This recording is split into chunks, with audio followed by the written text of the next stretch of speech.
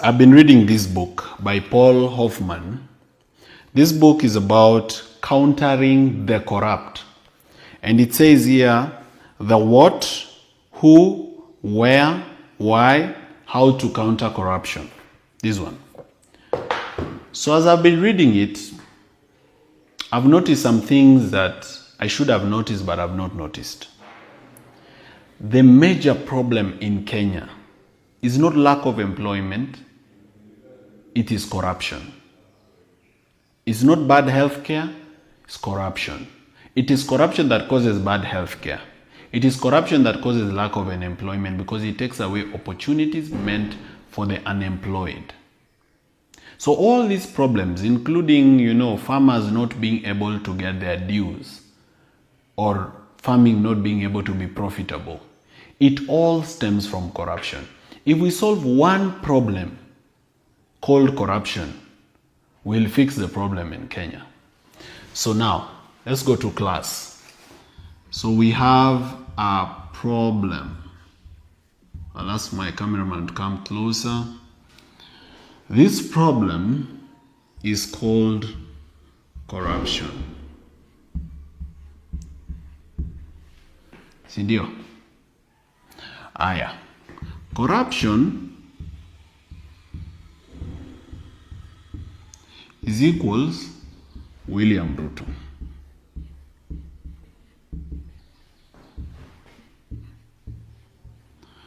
Now, I'm not saying William Ruto is the only corrupt leader in Kenya. Virtually most of our presidents have been corrupt. Ministers in government, PSs, governors, MPs, MCAs. But the father currently of corruption, the papa le président de la OFISAD, is this guy. This guy called William Ruto. He's the father of corruption currently. Now, if this guy stops being corrupt, Kenya can be fixed. Or if this guy gets out of power, the corruption in Kenya will reduce. There's only one problem about removing this guy. So, now we are talking about removing the problem. The problem is William Ruto. There's only one problem about removing this guy. Removing this guy is dealing with the symptoms of a disease without dealing with the root cause. Ni kama kukunywa painkiller. Because before you remove William Ruto, you have to ask yourself, who put him there? The person who put him there is someone called a voter. Now, if you remove William Ruto without fixing this guy called the voter, you will bring another Ruto called William Ruto. If you remove William Ruto without fixing this guy called the voter, you bring another guy called William Ruto Pro Max. Ukitoa William Ruto bila kufixi shida, you'll have a William Ruto Pro Max. Because we are a democracy, and a democracy is organized according to democratic election. That means a president is elected by the voters. If the president is corrupt, it's because the voters wanted it that way. In fact, the 7 million voters cannot say that what I ordered versus what I received. What they ordered is exactly what they received. So then we've known that the problem is the voter. This voter has many problems. These voters, some of them voted because of tribalism. So there are Kalenjins who voted because Ruto is a Kalenjin. There are Kikuyus who voted because Ruto had a running mate who is a Kikuyu, who is Gachagua. So tribalism is a big problem here. All right. Number two, about this voter.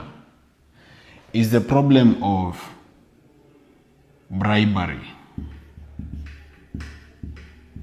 Kuhongwa. And here we are talking about lassos, we are talking about wheelbarrows, we are talking about cash and other gifts. All right. Now, these are the majority of the voters. Now, William Ruto did not start being corrupt when he won the presidential election. He was corrupt from the beginning. People knew he is corrupt.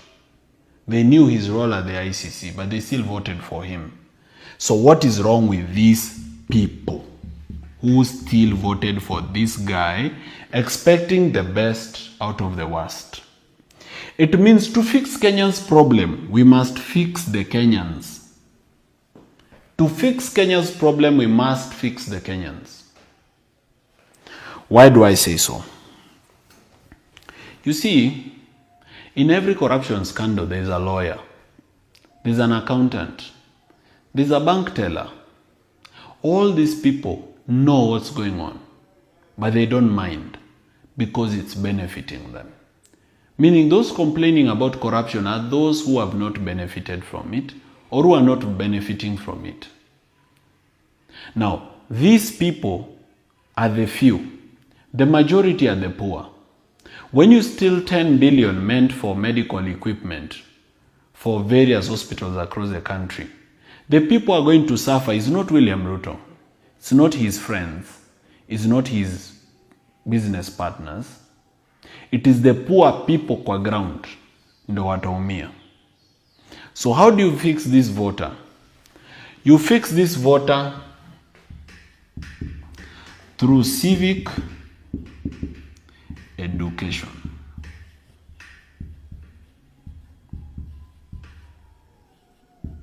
To open their eyes. And sometimes some of the things you're telling them are obvious. They are things that they already know, but you just need to tell them again. That is why I'm always focused on civic education more than protests. Umeanza kunielewa sasa? Jo wengine wenu hamunielewangi. Mnashindonga ni nini mbaya na mimi. Sasa today I want to explain to you my thinking. The reason I'm usually focused on civic education more than protest, street protest, is because civic education will fix the problem.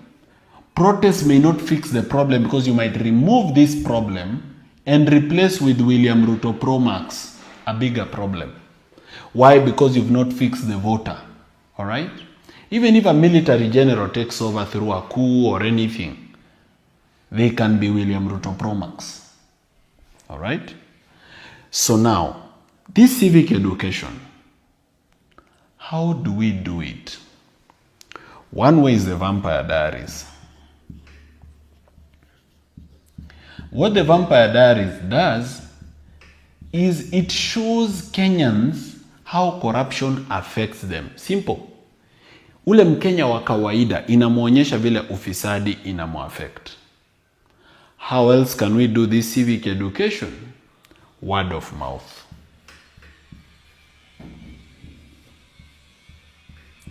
If you talk to people in your family, in your place of work, watu wawili tu, watatu, wenye mnafanya nao job, mko nao familia moja, if you talk to them, by just word of mouth, business partners, customers, you can fix this problem. You can talk to them, you can give them civic education. The other way is through media.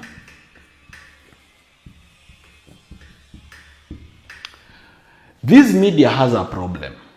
You might realize that lately, I don't go to TV so much. That is because there is a problem here. Media is business. And most of the mainstream media, they have a relationship with this guy. In what sense? The government that this guy leads usually advertises through the media. And the money they pay for advertising is hundreds of millions, if not billions. So if they hit too much on this guy, he will deny them the money for advertising. The other thing is, this mainstream media is regulated by the Communication Authority of Kenya. This Communication Authority of Kenya is controlled by this guy because he's the head of government. All right? Now, this mainstream media, that's why you see them twisting stories. For example, let me give you a very good example. The governor of Narok hired criminals to come and beat us up. These criminals were not the people of Narok and they were not Maasais. And we made it very clear. We just said these are criminals who were hired. The people of Narok had no problem. But when the thing went to media, media twisted it. Media says a group of angry youth attack. They were not even youth. What was the media trying to do? To show that the youth were disunited. Why? Because the youth have attacked their fellow youth. Therefore, youth are not united. That's mainstream media. All right? That is why we have other media. Right? So let me wrap here now. So I think hii simshapata hii sasa inaweza futa.